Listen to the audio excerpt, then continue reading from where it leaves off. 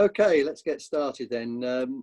Very good afternoon, everybody, and thank you very much for joining us for this afternoon's webinar, which is coordinated by the FEA on behalf of our associate member Loopcycle.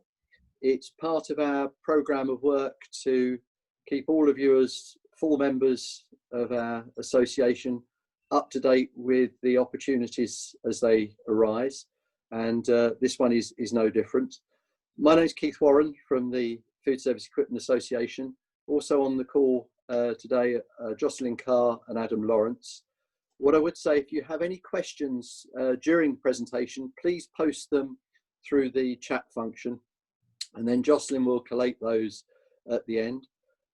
This seminar, webinar is being recorded, so we'll have it available as a resource in the future. And really, if I may, just on behalf of Loopcycle and the FEA, I'll just provide a short introduction, because I think what we're about to see is an interesting response to what's been going on really over the last 20 years. And we as the FEA and formerly as CESA have followed very much the development of circular economy principles within Europe and the UK market. Primarily the underpinning resource here has been the Waste Framework Directive, which was a European directive to address any adverse impacts of the generation and management of waste and the effects on the environment and health.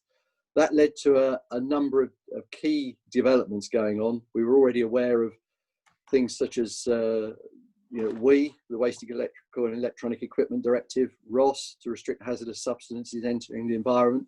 But latterly, and probably more importantly, were the developments of the Eco-Design Directive, and the fact that it placed on the producer the responsibility to look at the repairability and reuse of the product.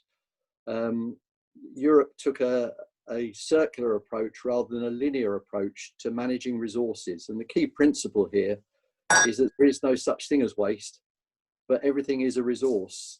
And we saw this coming. We produced, as the European Association, FSEM, a white paper on circular economy principles in 2010. As I mentioned, there's a whole raft of technical and policy work that's gone on behind that, where we've sought to keep members up to date, really based around the reduce, recycle and reuse elements that I just mentioned as part of eco-design and repairability. But now we're on the cusp of the next generation of work, which is the net zero carbon by 2050. And this is based around the IPCC sustainable goals. And 17 goals have been identified, 11 of which directly affect the food service equipment industry. So we're very much part of the transition. And that's a transition for us personally and within our businesses to take responsibility for the carbon that's embedded within the products or services being offered. And very much the remit there is about decarbonisation, decentralisation and digitalisation. And we'll see elements of that in the presentation that's about to follow. We've positioned the FEA with a 4-point plan to look at achieving net zero carbon by 2050. As an industry, we're only 3 kitchens away from 2050, if you take the average life of a kitchen being about 10 years. We know there'll be a plethora of second-hand equipment on the market as a result of what's happened over the last 6 months. How do we mitigate that against the development of new products coming into the market and the resource efficiencies that need to come through? And I know many of you are directly engaged in the work we're doing with BEIS on the energy technology list at the moment to recognise that higher performing equipment. And in the background of all of this is the development of BIM and connectivity, leading to a whole digital framework that replicates what the industry looks like across all areas of our life. So really the lead in there is that there are innovative solutions that are needed to address all of this. And I think we're about to see one such innovative solution. Loopcycle are the most recent member of the FEA. And we're looking here at really the company accountability as how companies can look to manage carbon reduction and carbon resource, because it's going to be the case that carbon is the currency of the future. It's going to be the benchmark against which a lot of comparative data is measured. And interestingly, just in terms of the world trade discussions that are going on, we now see carbon as being equal, rather having equal weight alongside the financial discussions that are going on, in that countries won't simply import more carbon unfriendly equipment at the expense of what might be able to be produced in their own market that is more carbon friendly. So it is with great pleasure that I hand over to Lugano Kapembwa, who is the co-founder and chief executive of Loopcycle, and he's going to take us through the rest of the presentation. So over to you, if I may, Lou. Thanks very much. Brilliant. Thank you very much, Keith, and thanking you for your time, and thanks everyone for logging in today. I want to begin really this webinar by introducing Steve Witt to talk about his product and his positioning on sustainability, because we are working in partnership with Steve, and so it would be good for Steve to shed some say some words first. And then that will put our presentation and what we are talking about into context. So I think that's probably, if Steve is around, it would be great to have you online now, Steve. Hi guys, thanks Lou and Keith. Yeah, for those that, and good afternoon. And for those who don't know me, I'm Steve Witt. I'm a director of Ecofast Environmental UK Limited. I promise I'll only be speaking for about 7 minutes, and this is not a sales pitch. It's also not meant for me to preach or to teach people how to suck eggs. It's just my opinion and how we at Ecofast have decided to target our sustainability shortfalls. Again, like everyone this year, Ecofast has suffered in 2020. There is no doubt that this has been the most challenging, worst year of business life for me.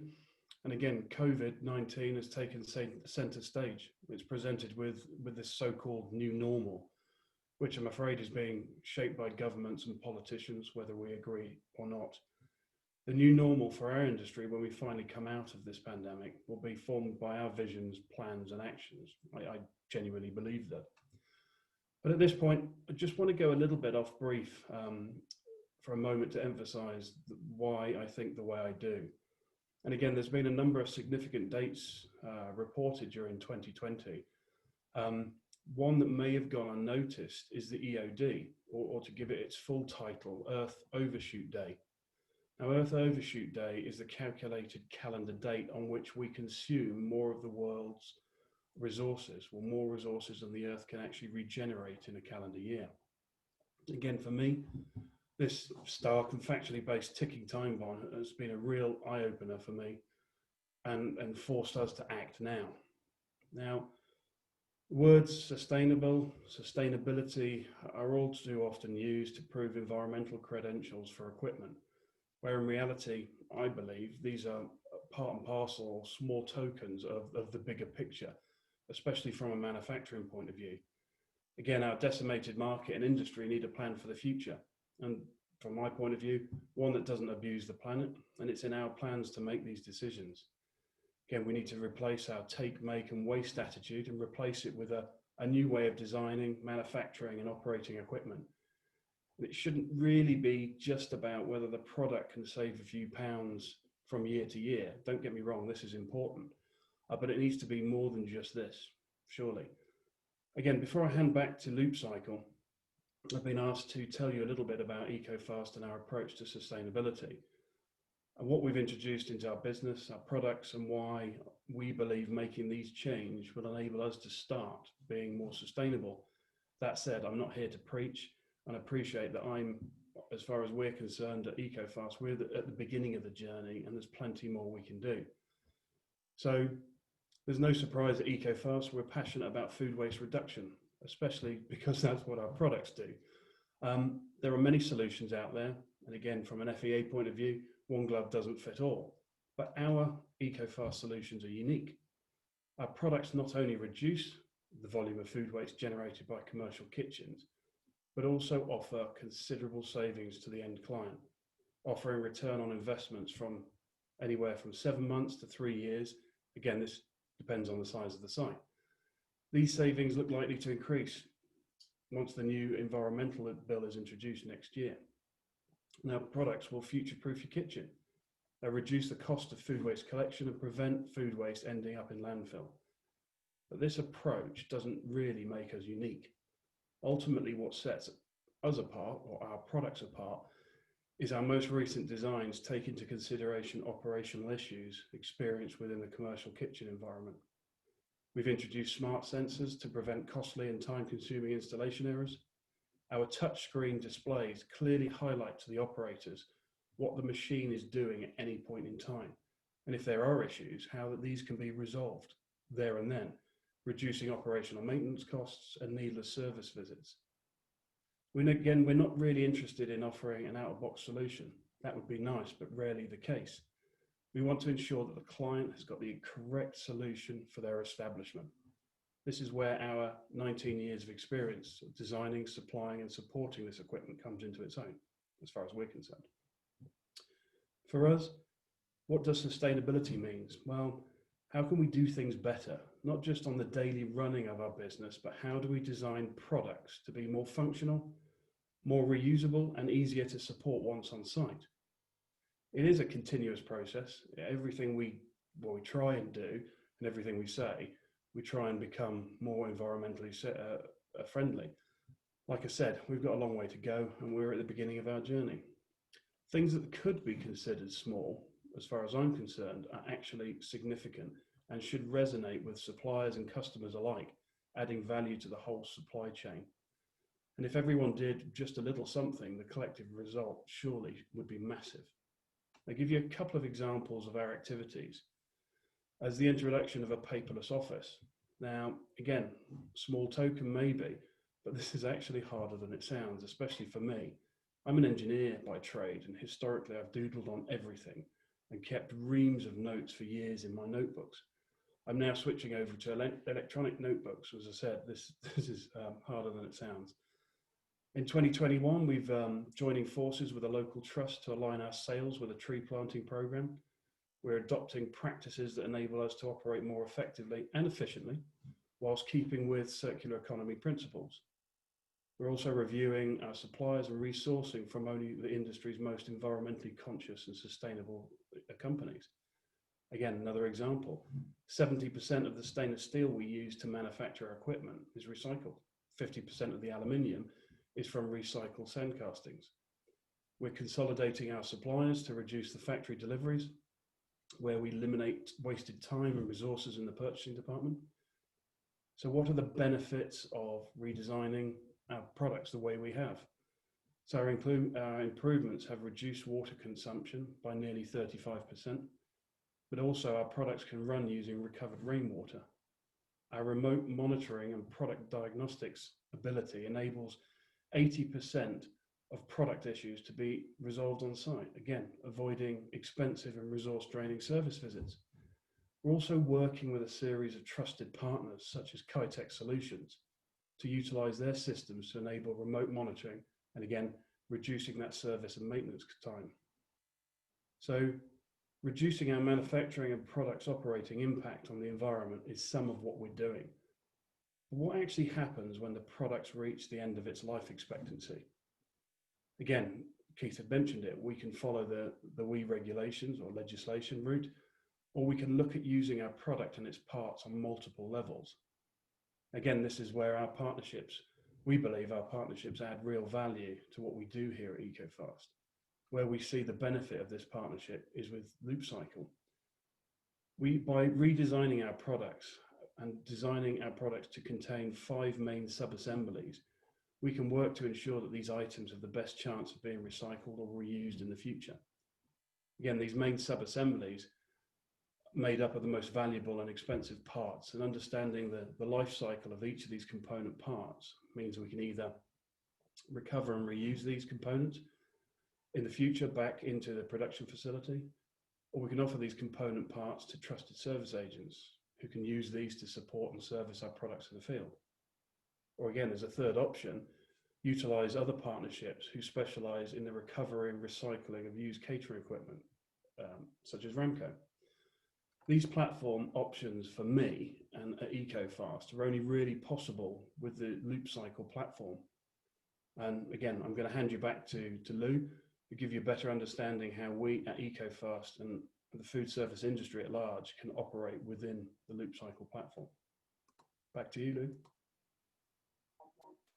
That's great. Thank you very much, Steve. Right, I'll share my slides with you.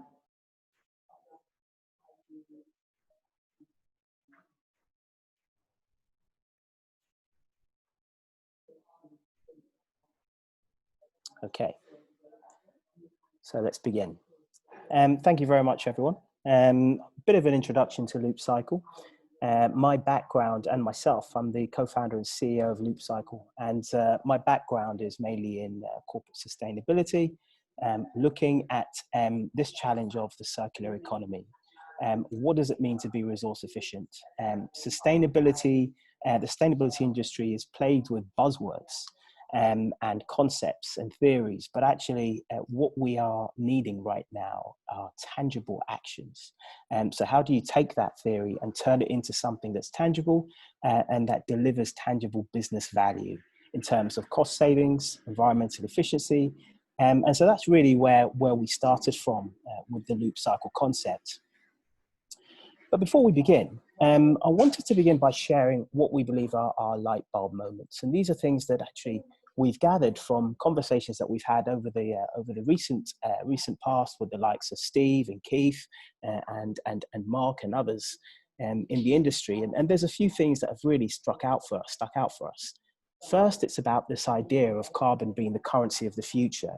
You know, the growing importance of carbon accounting and demonstrating your low carbon impact has a significant, real significance in terms of bidding for further work, as well as just your standing amongst the public. And consumers are now basing their decision making on companies that are showing measurable value, so more than just words. And then this idea of this net zero carbon target for 2050. But that will really only be achieved by doing things differently. And we've already heard about this idea of a new economic model for growth, and really taking advantage of a lot of this new technology. So digitization, platforms like ours, but also things like the circular economy. Digitization is actually an enabler for this circular economy to happen. And then let's not forget Industry 4.0, this idea of really tangible, measurable data that can be used to drive performance. This is essential if you're going to create a circular economy and drive sustainability performance, because you need to be measuring your impact in a way that actually can deliver more value. And then finally, what Keith has alluded to, which really resonated with me, is that we're 3 kitchens away from net zero. So what that says to us is that eco-design is a necessity now. We need to be redesigning products to be eco-friendly and low carbon impact now, because that will play quite an important part along this road to zero carbon. So with all this in mind, I'd like you to imagine for just a second, you as manufacturers, consultants, dealers, and maybe some customers in the crowd. What if you had the opportunity to secure further sales from a single transaction? So at the point at which you are selling a product, you then have an opportunity to make a second sale and a third sale and build a long-term relationship with that customer. What if you could then harvest high-value, long lifecycle spare parts? So actually extending the life of older models and actually stockpiling these parts to be able to keep them in operation for as long as possible. What if you could diversify your business models easier from a traditional sales model to looking at things like leasing and servitization? And then what if you could prove your sustainability credentials to your customers in an impactful way and actually make a measurable contribution to your 2050 net zero carbon targets? So really, I'd like you to bear that in mind as we go through this presentation, imagining being able to meet these objectives, because that's what we're doing here at Loopcycle. That is our goal. So the case for Loopcycle, we are here to break this take, make, waste cycle. We hear about the circular economy quite a lot, and there's so many numbers, and these numbers go up pretty much every time I read it. Currently, we're at about £5 trillion is $5 trillion is the estimated circular economy value globally. But that will not be realized in this current take, make, waste climate. And there's a number of reasons for that. Basically, I read all kinds of circular economy pilots, and this company has made this amazing product using this resource, and then you just never hear about it again. And there are clear reasons for that. And the reasons for that are around the status quo. And that status quo prevents companies from being able to consistently deliver clearly measurable circular value. On top of that, the fact that the right systems aren't in place means that organizations just cannot consistently keep high quality resources in circulation.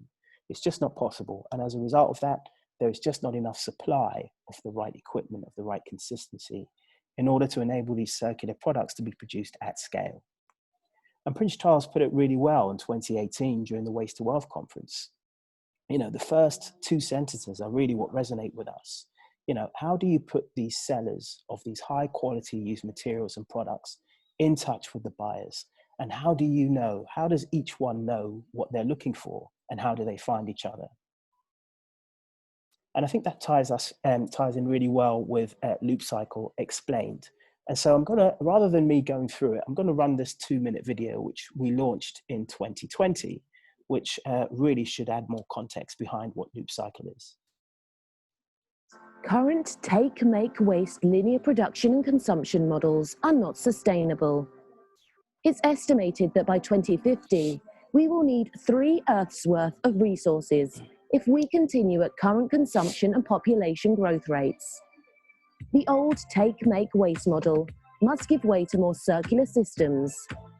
Imagine a world where we no longer need to extract raw materials to produce goods. A world where collaboration allows one organization's waste stream to become another company's means of production. This world is our vision, and Loopcycle's community of changemakers allows organizations to begin that journey.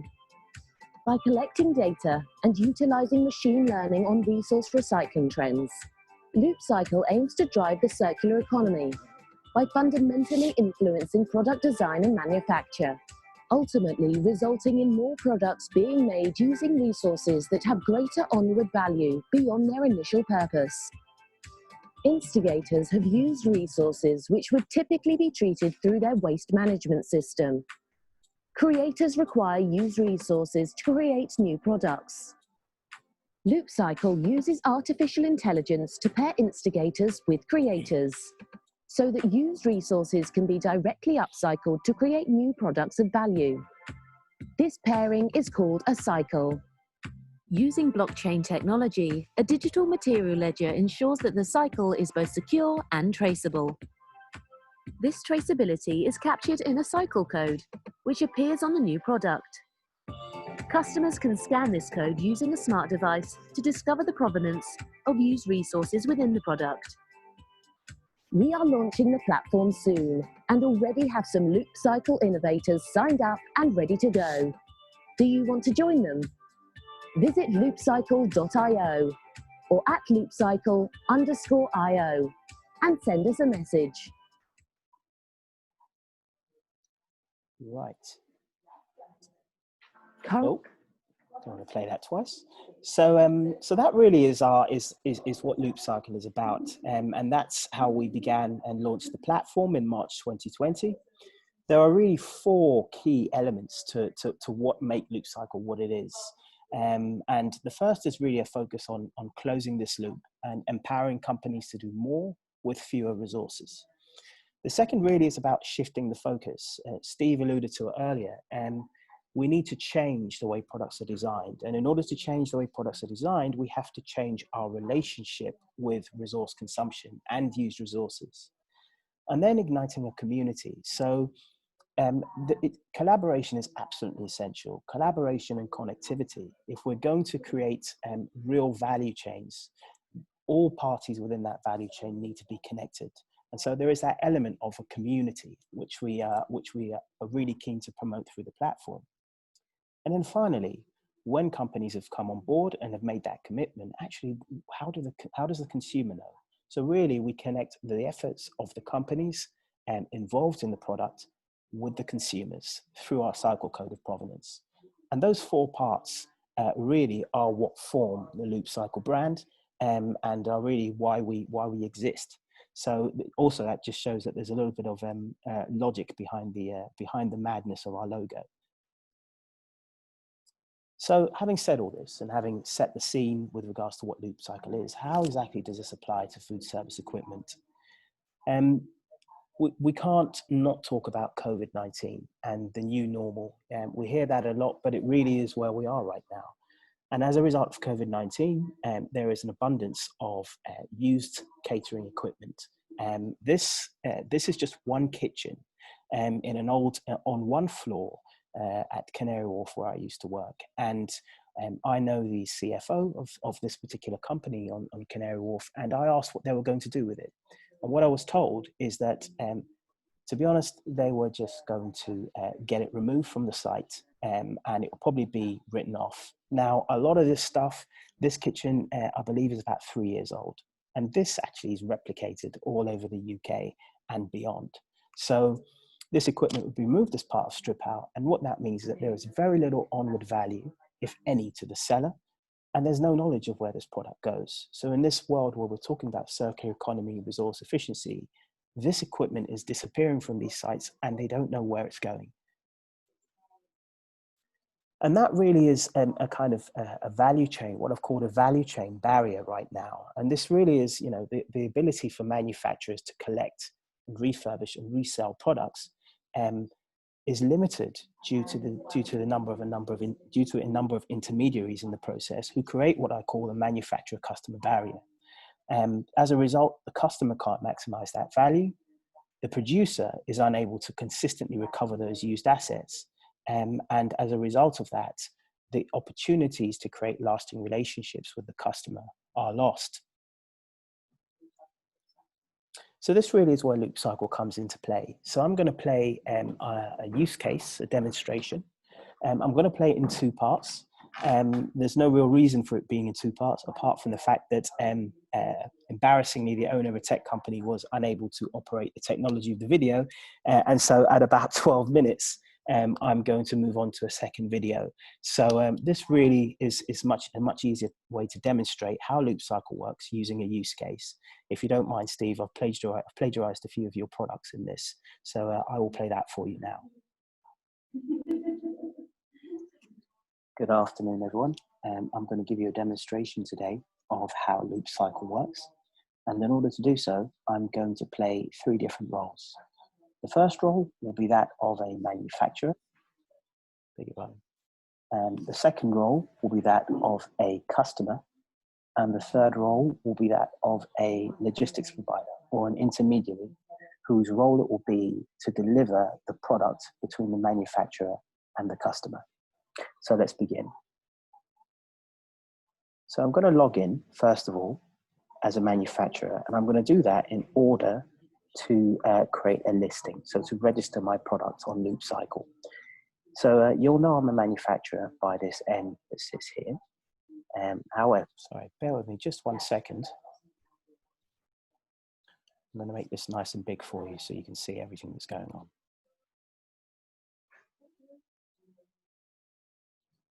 There we go. Good afternoon, everyone. I'm going to give you a demonstration today of how Loopcycle works. And in order to do so, I'm going to play 3 different roles. The first role will be that of a manufacturer. The second role will be that of a customer. And the third role will be that of a logistics provider or an intermediary whose role it will be to deliver the product between the manufacturer and the customer. So let's begin. So I'm going to log in, first of all, as a manufacturer, and I'm going to do that in order to create a listing, so to register my product on Loopcycle. So you'll know I'm a manufacturer by this M that sits here. However, there is an option here for you to change your registration details, upload your logo, and make it a lot more personalized. But for the sake of this demonstration, we're going to keep it very simple. So let's start with a new listing. In order to list a product, I go through a form that takes 3 stages. It's a very quick form to fill out. So I'm going to plagiarize Steve's product for the sake of this particular example. So the title, Ecofast Environmental Limited, macerator. I can give a description. So I can put down high quality product designed for disassembly. I then select a resource category. So there's a number of different types of resources that can be exchanged through the platform. But let's go to kitchen. It's a kitchen use. And we can't find exactly what we're looking for here. So let's go for other. Then we put down the brand. So it's Ecofast Environmental Limited. We can give it a model number. So let's give it a model number and then the serial number of that particular product. We can also put down a date of manufacture, just making it easier to be recognized. And we can also upload a photograph.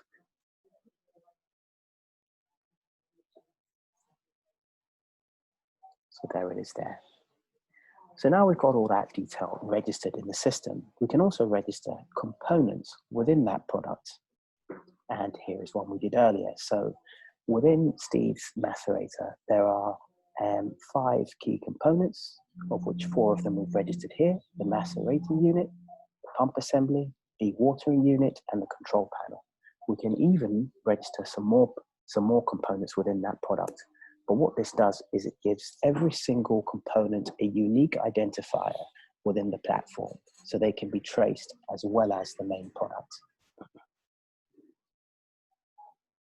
Then we're going to put some delivery details from where the product is. We can also register a new site by clicking in there. We want the product to be available from today.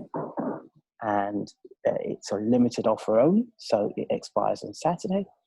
And let's put a value in there because it's for sale. We can then post that listing. Once we posted that listing, here are the details. You can see the model number and serial number. So that's all registered. And anybody who's looking for this product will see these details up on the site. Now, I'm going to log out now and I'm going to log in as a customer. I'm going to put my customer hat on. Let's put this username, and now you'll know it's a customer because of the C there. Kept it nice and simple. So now as a customer, I'm going to create a search. So I'm looking for a product. So let's say I am seeking solution to manage my food waste. So I'm actually going to copy some of that text. I'm going to say solution to manage my food waste within a highly sustainable restaurant. Right. So I can give a description. I'm then looking for kitchen. I'm looking for something else, something fully functional. And then I select a unit. I'm looking for 1 unit. Now, here, if I'm a customer and I am searching for something, whether it is a resource or a product, I can link it to either a project or an overarching product. Say, for example, moving away from commercial kitchens, say I'm looking for plastic. Basically, linking it to a product states what you are looking for that plastic for. So your product could be brand new trainers, and then you're seeking plastic to go into those trainers. It's a very similar way in terms of commercial kitchen equipment.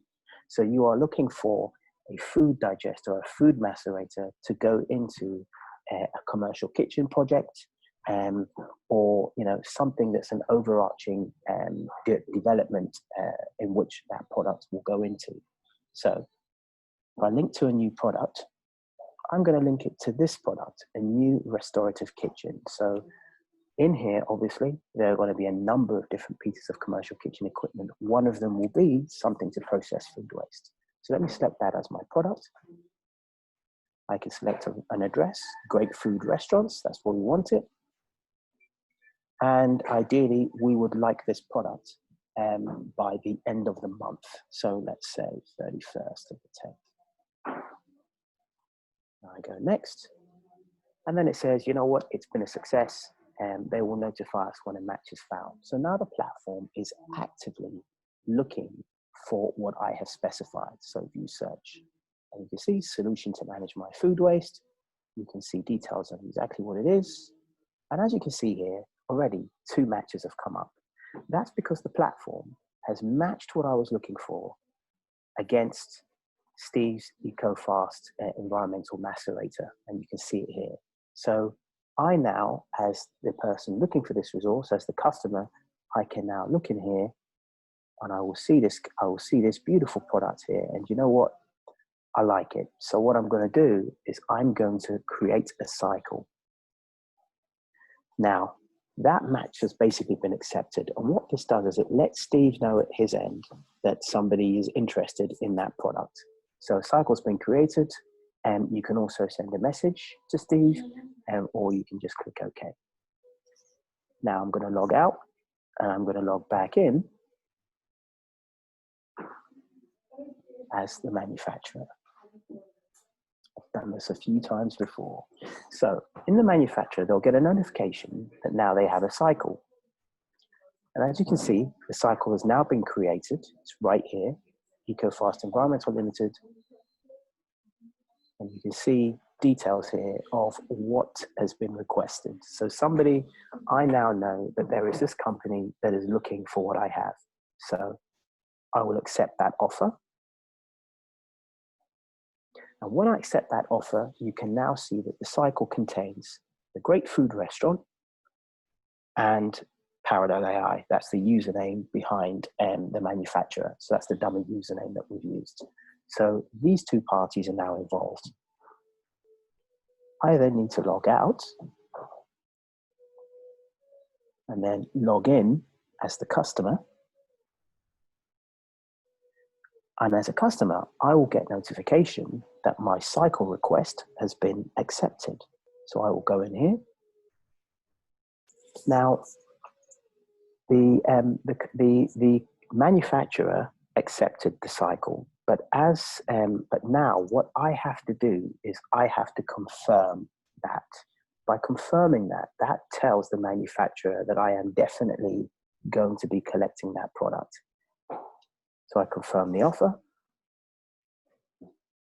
And then once I do that, there is now the option to assign logistics. Both parties, the buyer or the seller, can assign logistics. So that's a third party who will come into the cycle to facilitate that exchange. Now, if it's a brand new product, it could simply be the dealer or the commercial kitchen consultant. If it's an old product, it could be a dealer or a specialist in kitchen disassembly. Anybody who you commission, be it the manufacturer or the buyer. Now, I know someone in mind. Let's see. All right. So all I do is I send the email address of that logistics provider and I submit. So that brings the third party into play, a company called Corrido, and they do logistics. So I'm going to log out and I'm going to be the third person in this cycle now.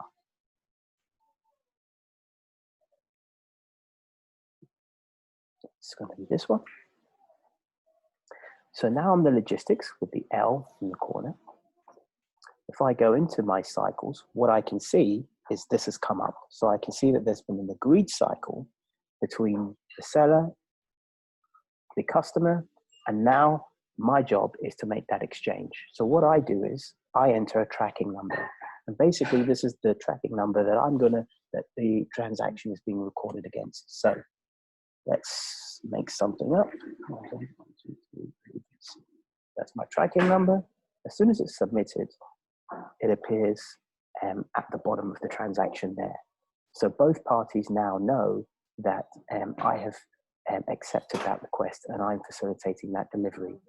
When I have picked it up from the manufacturer and I've dropped it off at the customer, I click that that's delivered. I'm going to come out of here because I'm going to go back in to the customer.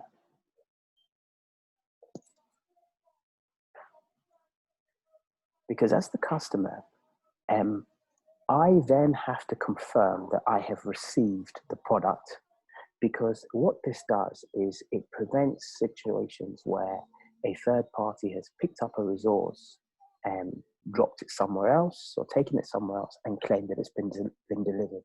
So as the customer, I have to state that that has been received. Once I've done that, if I then go back into the role of the manufacturer,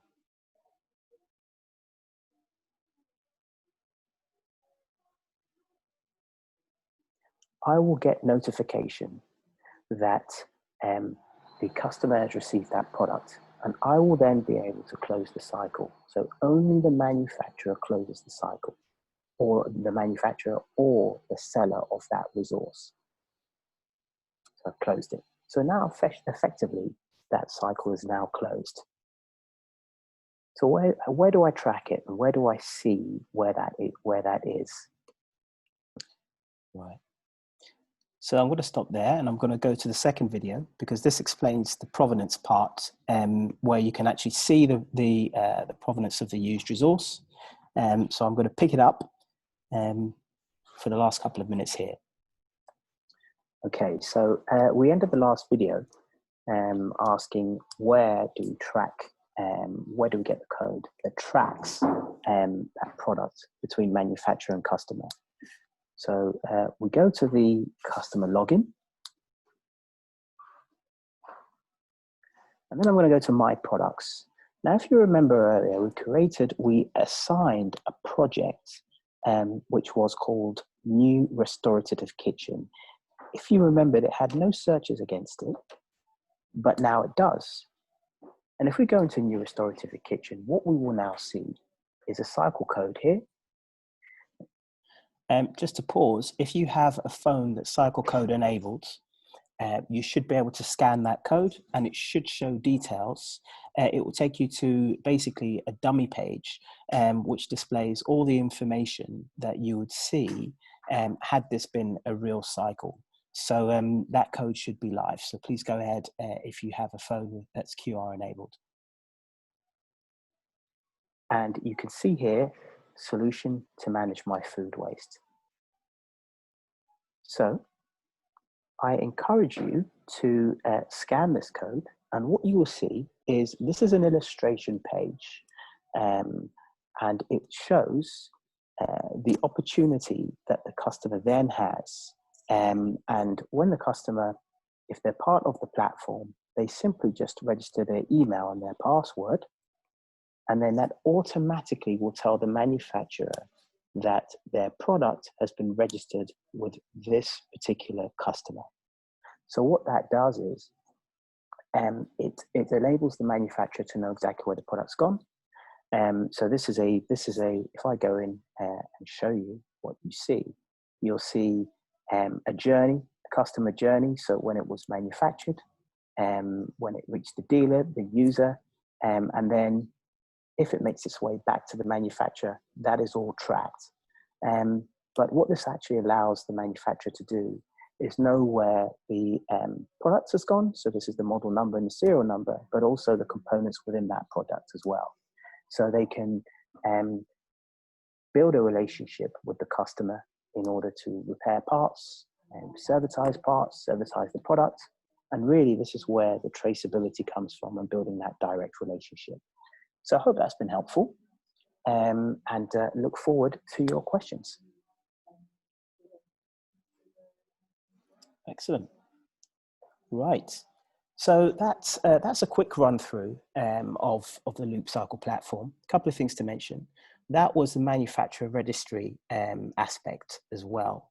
But what Loopcycle enables is customer-to-customer transactions for second-hand equipment, manufacturer take-back schemes from customers. So really what it enables through this traceability and understanding who the end customer is are massive opportunities to diversify in terms of your business model, but also added value to the customer, which will keep your customers with you for longer. So what this used equipment and being able to distribute it does is it addresses this kind of a major industry need, and that shortfall of manufacturing output that will be expected to be made up by this growing second-hand market. It also presents a sustainability and circular opportunity. So this goes back to what we were talking about at the beginning, when we say that actually a lot of this stuff is theoretical, but what does it actually mean in terms of reality and making it into something tangible, particularly with regards to responsible consumption and production. So when we turn this theory into practice, what if manufacturers who are looking to build these circular models had consistent access to used food services equipment? Well, let's run through this scenario.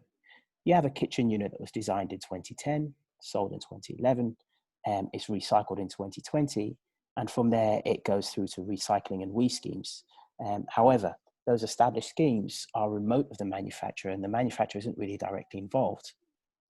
So if at that point of recycling at 2020, a piece of food service equipment that's designed in 2010, sold to the end user in 2011, could in some way end up in a kitchen unit that will be sold in 2011, recycled in 2031, and continuing the loop. And the best way for that to work, or the way that would work, is by, at that point of recycling at 2020, enabling that product to go straight into a new product design. By doing that, what that enables is those harvest parts to then go from that product that was designed in 2010 right through to 2021, and keeping them in circulation as long as possible and extending the life of that product. But what are the conditions for this to happen? Well, we've talked about the need for traceability and manufacturers tracing their components to the point of the customer and beyond. We've then talked about this need for these direct relationships to be formed between manufacturers and operators to create more revenue points, more value creation points, and maximize resale value for secondhand food service equipment. And finally, better sustainability and responsibility, not just as an individual at an individual company level, but across the whole industry that is under pressure to meet these net zero carbon targets. And at the heart of that is the Loopcycle platform, this partnership building technology that allows these manufacturers and operators to track and recirculate this equipment. So going back to that original question, that original scenario that we talked about right at the beginning, this is an innovative and relevant solution to address this new norm. And what we allow manufacturers to do is secure those onward sales. For example, introducing a minimum buyback clause on a product over a certain period of years will enable your customer to register the product in the platform so you can effectively get it back. And you can harvest those high value parts, and you can diversify your business model. It allows leasing and servitization models to be developed much easier. And it proves those sustainability credentials. That Loopcycle code can be placed next to the WE code and other serial numbers. And actually what it tells someone instantly is that there is a circular design that's involved in this. And then finally, proving sustainability credentials and making this measurable contribution to the net 2050 carbon target. So to close, what we're looking for is, registering your interest. We would like to talk you through the process and tips on getting the best out of the platform. And then signing up is very easy. So I hope that's kind of talked and given you a flavor of Loopcycle and what we're aiming to achieve. And I would welcome any questions that you may have at this time. Good. Thank you, Lou. And thank you for the depth of that presentation. What we'll do is we'll throw the meeting open to anybody who wants to raise their hand and ask a question. And I'll ask Jocelyn just to keep an eye on that. But just while you're thinking of posing a question, Lou, could I ask one in the first instance? You may not be aware, but as the FEA, we've done a lot of work in developing BIM platforms over the last 8 years. And manufacturers are now providing BIM data on their models and in relation to those unique products. Is there any way in which the Loopcycle service could be incorporated with those BIM parameters, which are, you know, the type of product and what its size, shape, and form is. Yeah, absolutely. When you look at BIM in terms of, you know, one of the drivers for setting up BIM systems, certainly in the built environment, was that construction companies designed buildings in a certain way, but actually they made all these claims about sustainability performance, but actually when they were occupied, they performed completely differently. So we want, you know, there's an opportunity here through registering these parts to tie those parts, these particular components, with performance data. So manufacturers can understand if they've built a product with an expectation around its performance, how is it actually performing in a kitchen environment, 24 hours and 24-hour, 12-hour environment, and actually connect that information on performance with longevity of that component. So there is an opportunity then to integrate the whole thing. So manufacturers have a suite of data that not only shows the performance, but also the performance over the life of the component. So absolutely. Okay, good, thanks. Jocelyn, have we got any questions from you? Or has anybody raised their hand, please, that we can invite in? And if you have a question, please just unmute your microphone and you can ask it direct to Lou. No questions in the chat as of yet. Okay. Yes, Mark. Keith, I have one, and it's an obvious one. The Loopcycle platform, whilst I believe it can do it's a sea-changing moment potentially for our industry. It's also going to be adopted by many other industries. So the kind of languages and practices and principles of the circular economy will grow in every single industry in the UK where they have this scenario of reuse, recycle, redesign. It will be what we do, and I really hope, and I know this is not a question, but perhaps this is the question. Lou, you're working with, as I understand it, other industries which are completely relevant in a sense because they are the same industries that the catering equipment industry supplies. I believe you're working in the health industry right now and others. But perhaps give us a very short kind of a précis on that, so that for the wider message here, we kind of get that everybody is going to be adopting the circular economy sooner rather than later. Yeah, absolutely. So as you mentioned, yes, we're working with 2 NHS Trust hospitals now who have recognized basically the amount of wastage in the NHS and opportunities to recirculate some of that material that they're generating back through their supply chain to bring them back onto their sites. We're also working very interestingly with a company called Interface, the largest, one of the most innovative sustainability companies over the last few decades, focusing on restorative carpet design. And they are facing a very similar challenge to the commercial kitchen industry. They have these carpets that are designed for disassembly, but they don't understand enough about their customers, where these carpets are being laid. There's lots of intermediaries. So they have actually seen what we're doing here and said, you know what, this is really, really relevant to us as well.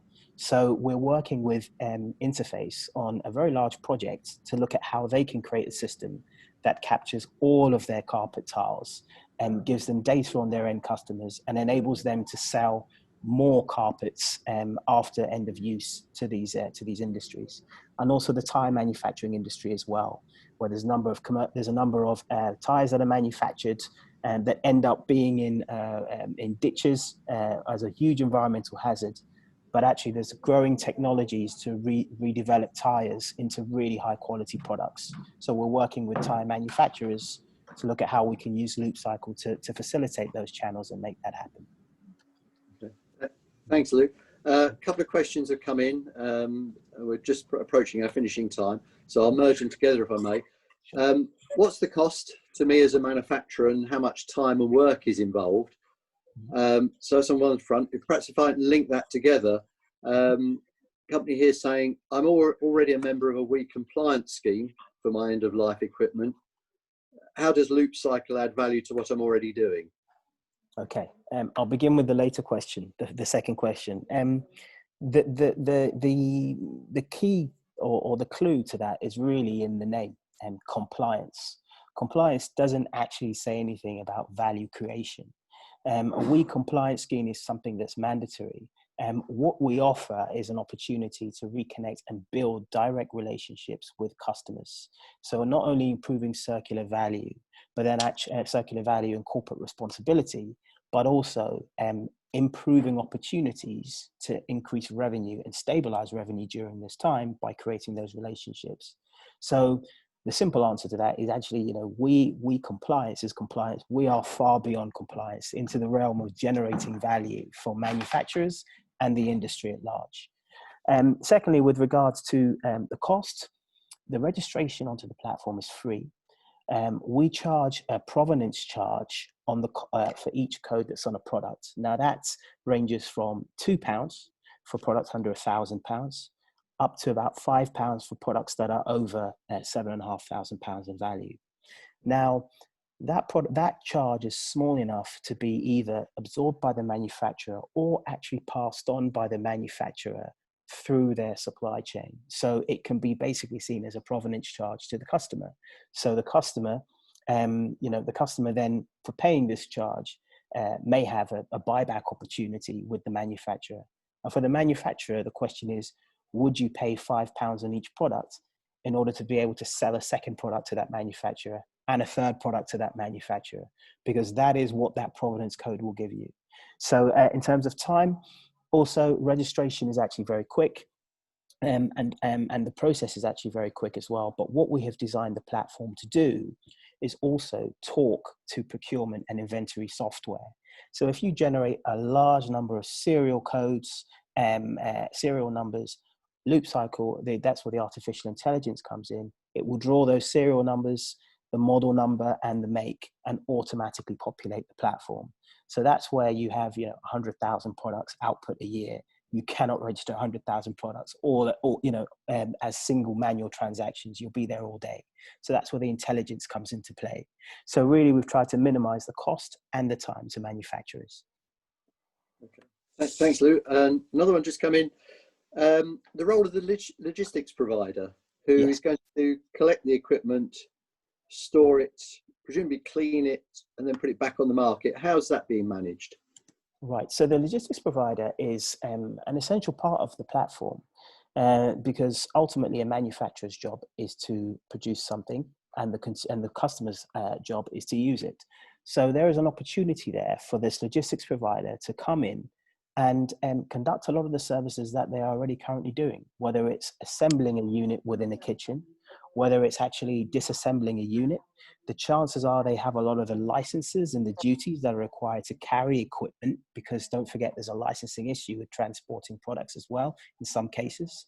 So they're already a part of the ecosystem, but by bringing them into that ecosystem, you enable that connectivity to continue to the customer via the dealer. So the whole thing is joined up. And so we see a role for them, for these kind of parties on an ongoing basis as part of that transaction and making it happen. Okay. All right, thanks, Lou. And I think it's going to be one last question. And if anybody's got any questions following the presentation today, we'll put out Lou's details, and please go direct to Lugano, and he'll be pleased to help. But question here, which is a lot about compliance. What are the duty holders' responsibilities with regards to reusing parts, i.e. gas components, electrical and power supplies, and the respective safety elements that relate to that? Right. It's a very good question. I think with regards to kitchen equipment, it's quite there are more regulations. It's not as easy as just transporting 100 plastic bottles. There are going to be parts and components that need to be handled with more care, with the right providers and people who are certified to do so. The way we see that working is that if, for example, it is a refrigeration unit, which does have more regulatory requirements around due to the possibility of contamination, surely a refrigeration provider, service provider, and installer would be involved as part of that cycle, because what you want to make sure are the people with the right duty of care requirements, the right certifications to handle those products, are involved in the process. Second-hand equipment, I think, is going to be more straightforward for some products than for others, to be totally honest. I think that we also have to be realistic at the start about the range of equipment that we can actually transport through the platform. And some equipment will require more duty of care and more specialist providers in the process who would need to be involved in that cycle. Whereas others, it may be a straightforward purchase between two parties. But as we get more people onto the platform, we will get the data and the insight to understand that in more detail. Okay. Thank you, Lou. We're spot on in terms of time, so I'm going to draw the meeting to a close, just with some final thank yous to Lou for putting the presentation together, for Steve for the support there on Lou's behalf, and to within the FEA, Jocelyn and Adam for marketing and organising today's activity. If anyone wants to review today's presentation, it'll be available on the FEA website shortly. And as I close, thank you all very much for joining us this afternoon. Thank you, everybody. Thank you very much. Thank you. Thank you.